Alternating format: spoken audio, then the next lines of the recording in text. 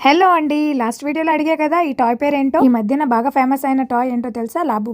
Last వీడియోలో చెప్పా కదా, షాపింగ్ కంప్లీట్ చేసుకొని లంచ్ కంప్లీట్ చేసుకొని నెక్స్ట్ ప్లేస్కి అయితే స్టార్ట్ అయ్యాం. ఇంకా ముంబైలో ట్రాఫిక్ అయితే చాలా ఎక్కువగానే ఉంటుంది. బట్ దుర్గా పూజల టైం కాబట్టి ట్రాఫిక్ నార్మల్గానే ఉంది. ఎందుకంటే అందరూ సెలవులకి వెళ్ళిపోయారు కాబట్టి. బెంగాల్లో అయితే పూజ టైంలోన బాగా హడావిడిగా ఉంటుంది. ఇక్కడైతే గణేష్ పూజలప్పుడు చాలా హడావిడిగా ఉంటుందంట. ట్రాఫిక్ అయితే నార్మల్గానే అనిపించింది. ఇక్కడ వర్షం మళ్ళీ స్టార్ట్ అయింది. మేము ట్రెక్కింగ్లో పడిన బాధ మళ్ళీ ఇక్కడ పడతామేమో అని టెన్షన్ పడ్డాం. బట్ వర్షం పడుతూ ఆగుతూ ఉంది. ఫైనల్గా మేమైతే డెస్టినీ రీచ్ అయ్యాము. గేట్వే ఆఫ్ ఇండియాని చూద్దామని వచ్చాము.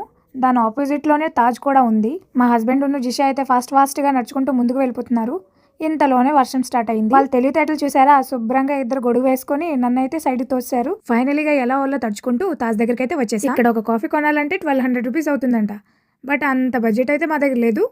అందుకని బయట నుంచి కొన్ని వీడియోస్ ఫొటోస్ తీసుకొని సీ వ్యూని ఎంజాయ్ చేస్తూ మళ్ళీ గేట్వే సైడ్కి అయితే వచ్చేసాం.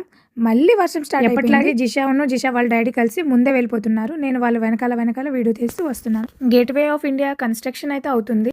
వర్షం ఫుల్గా పడినా కానీ ఇక్కడ జనాలు ఫుల్గా ఉన్నారు. మా జిషా వేసే వేషాలు చూసారా? తాజ్ హోటల్ని క్లోజ్గా చూడడం కన్నా దూరంగా చూస్తే చాలా బాగా అనిపించింది. ఇండియా కన్స్ట్రక్షన్ వల్ల కొద్దిగా చింద్రవింద్రగా కనిపిస్తుంది.